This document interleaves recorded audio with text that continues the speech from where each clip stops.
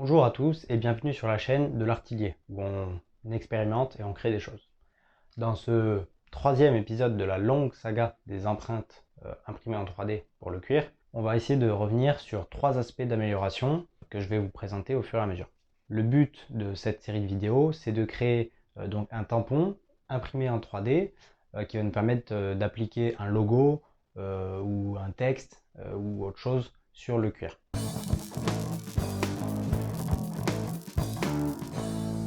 De base, dans les deux précédentes vidéos, on avait réussi à créer une empreinte, à expérimenter un petit peu sur le processus pour l'améliorer avec différentes itérations de design et on avait un résultat qui était plutôt satisfaisant. On va essayer d'aller encore plus loin parce qu'il y avait quand même quelques aspects qui pouvaient être améliorés et donc on va utiliser trois méthodes. La première, ça va être via une nouveauté dans les slicers. La deuxième, ça va être en testant avec une buse plus fine. Et la troisième, c'est avec une option dans les slicers qui permet de faire un lissage.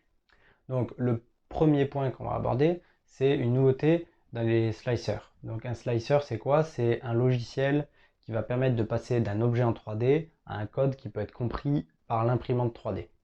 Donc en gros, il va découper en couches et générer un code de déplacement pour chacune des couches.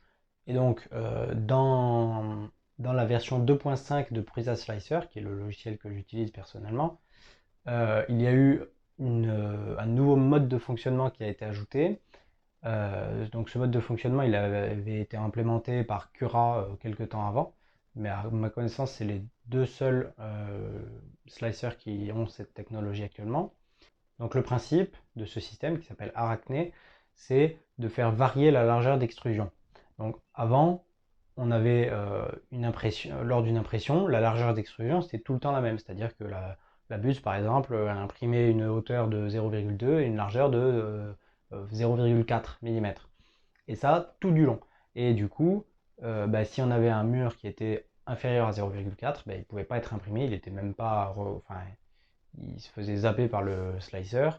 Et du coup, typiquement pour les textes, etc., ou pour les logos de manière générale, c'était un peu compliqué. Alors que maintenant, comme la largeur va s'adapter, si la largeur de notre texte c'est 0,3, même si on a une buse de 0,4 et que du coup le logiciel va être configuré pour imprimer avec une largeur de 0,4, il va adapter son débit pour avoir une largeur d'extrusion de 0,3 ou voilà, donc pour s'adapter. Et donc ça, c'est très pratique pour faire des logos et des textes parce que du coup, on n'a plus besoin de se poser vraiment la question de la largeur des lettres qu'on doit mettre absolument pour que ça puisse être imprimable, etc. Là, c'est vraiment devenu beaucoup plus simple de faire des empreintes. Il y a juste à lancer le fichier et au final, le slicer va se débrouiller beaucoup plus qu'avant. Donc justement, vous pouvez voir là, on a l'exemple avant, où il y a des lettres qui ne sont pas reconnues, qui ne veut pas imprimer. Et ça, c'est après. C'est exactement le même modèle, c'est juste qu'il y en a un, le premier où il n'y a pas le système Arachne, et le deuxième où il y a le système Arachne d'activer. Et vous voyez que du coup, il y en a un, enfin avec le système Arachne, il va pouvoir imprimer les lettres, alors que sans, il ne peut pas. Donc comme c'était un des points les plus délicats pour faire des empreintes auparavant, là c'est vraiment devenu beaucoup plus abordable, presque plug and play j'ai envie de dire, où juste on lance le fichier et il n'y aura pas de souci normalement pour faire une impression. Donc ça c'est vraiment cool. Donc ce système Arachne, il est bien, il aide dans beaucoup de cas, mais des fois ça suffit pas. Si la largeur d'extrusion qu'on veut est vraiment trop faible par rapport à la largeur de la buse, ça va pas, on va pas pouvoir imprimer parce qu'il y a quand même une limite. Donc si on veut descendre plus bas, il va falloir changer de buse. Et donc ça, c'est mon deuxième point. Je voulais essayer avec une buse plus fine pour avoir éventuellement des logos un peu plus détaillés et aussi réduire la taille des empreintes parce que pour certains objets, il y a besoin d'avoir une taille qui est plus faible. Donc j'ai testé avec une buse de 0,2 mm de diamètre et j'ai réussi du coup à descendre une très faible taille d'empreinte. Vous voyez, elle fait le cercle extérieur fait 1,5 cm de diamètre. Donc c'est quand même beaucoup plus petit que ce que j'avais avant. Et donc ça c'est grâce au système Arachne qui fait que j'ai pas besoin d'augmenter la taille de l'empreinte pour que les lettres soient imprimables, et aussi il y a la baisse du diamètre de la buse qui me permet de faire du coup une empreinte plus petite. Donc ces deux paramètres ensemble, ça fait que j'ai pu baisser assez drastiquement la taille de mon empreinte, et ça c'est plutôt cool. En gros, le facteur il correspond à celui de la taille de la buse, donc je suis passé de 0,4 à 0,2, donc en gros je peux diviser l'empreinte par 2, la taille de l'empreinte par 2, voire un peu plus avec le système Arachné. Et donc voilà. Et là, pour le coup, je pense qu'on arrive un peu à la limite parce que le texte il devient même plus lisible quand il est imprimé. Voilà, on est à la limite. On pourrait peut-être descendre plus bas en impression avec une buse de 0,1 mm de diamètre, mais au final, sur le cuir, je ne sais pas si ça rendrait très bien. Peut-être que si j'arrive à mettre la main sur une buse de 0,1, je pourrais essayer.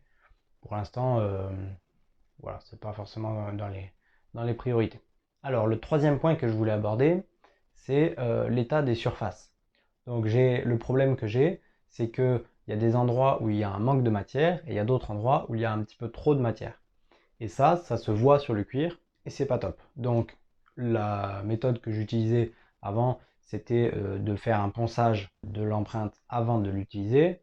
Mais déjà, ça suffit pas forcément parce que quand il manque de la matière, des fois, il en manque sur quasiment toute la hauteur. Donc, le fait de poncer, ça suffit pas forcément. Ensuite, ça prend du temps et c'est pas forcément facile. Et puis surtout, ça marche que sur la surface totalement supérieure. C'est-à-dire que si jamais on voulait que la surface du support de l'empreinte soit lisse aussi, ben, c'est très compliqué de la poncer, surtout dans les recoins, etc.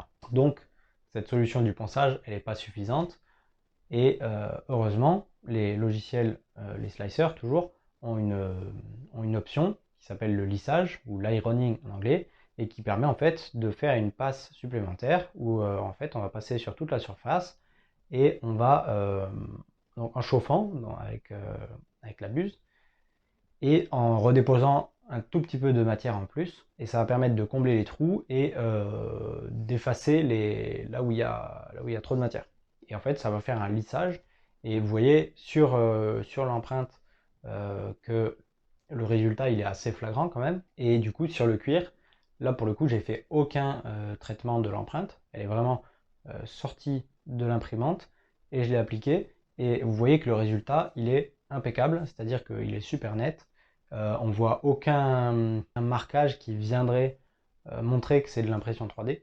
Et donc ça, c'est quand même super top. Alors évidemment, il y a une limitation, c'est que c'est valable que pour des surfaces horizontales, puisque ben, l'imprimante, elle imprime de manière horizontale, enfin avec des couches horizontales, et du coup, c'est pas possible de faire un lissage sur une surface qui n'est pas horizontale. Alors c'est pas possible, bon, disons que c'est en train de venir. Pour l'instant, c'est pas encore le cas. Il faudrait soit faire de l'impression non planaire, soit avoir un berceau avec des axes supplémentaires, etc. Mais bon, c'est un peu complexe. Donc pour l'instant, on va se contenter des surfaces horizontales et c'est quand même déjà pas mal. Bon, résumons un petit peu. La recette pour faire une empreinte parfaite, j'ose le dire, c'est déjà modéliser votre empreinte, évidemment. Ensuite, quand on la met dans le slicer, il faut activer le système Arachné qui va permettre d'avoir une largeur d'extrusion variable et donc de pouvoir imprimer à peu près tout, de diminuer, j'ai envie de dire, au maximum la largeur, la taille de la buse pour avoir quelque chose qui soit plus précis, plus fin. Par contre, ça augmente le temps d'impression, évidemment, ça à prendre en compte. Et activer l'ironing pour pouvoir avoir des surfaces qui soient super lisses. Et en fait, avec ça, il n'y a rien besoin de plus. Dès que l'empreinte sort de l'imprimante, on applique et c'est fini, terminé. Au niveau du process, moi, je mouille le cuir et je le laisse sécher en pression. Donc je le laisse sécher quoi, 1 heure, 2 heures. Enfin, en général, je fais autre chose, donc des fois ça reste plus longtemps, mais voilà. Je pense que ça marcherait aussi en frappant ou en mettant une pression juste momentanée. Pour l'instant, j'ai pas vraiment testé. Dites-moi en commentaire si ça vous intéresse que je teste ce genre de choses et que je vous rapporte les résultats. Alors par contre sur le process, il m'arrive parfois que le résultat soit pas super homogène. Vous pouvez voir là, il y a un côté qui est un peu moins enfoncé que le reste. À la base je pensais que ça pouvait venir des serre-joints, parce que souvent j'utilise des serre-joints pour le faire. Et le serre-joint, il a l'un des appuis qui est en rotule, donc je me disais que peut-être que la pression se répartissait d'une certaine manière qui faisait que la rotule se mettait un petit peu penchée et que du coup on appuyait une pression de manière penchée. En fait, c'est pas le cas parce que j'ai réessayé avec un étau donc, qui a des morts et qui avance de manière parallèle. Et au final, j'ai eu le même problème. Donc, ça vient pas forcément de là. Si quelqu'un a une idée, pareil, n'hésitez pas à me le préciser. Bon, je pense arriver au bout du développement de ces empreintes classiques, on va dire. Il y a quelque chose par contre que j'aimerais aborder un petit peu dans le même thème, c'est les empreintes sur cylindre qui permettent du coup de faire une empreinte en continu, enfin, un marquage en continu. Je pense que je vais m'y pencher dans les mois à venir. D'ici là, craftez bien, faites des empreintes, et puis on se retrouve dans 2 semaines. Allez, à plus!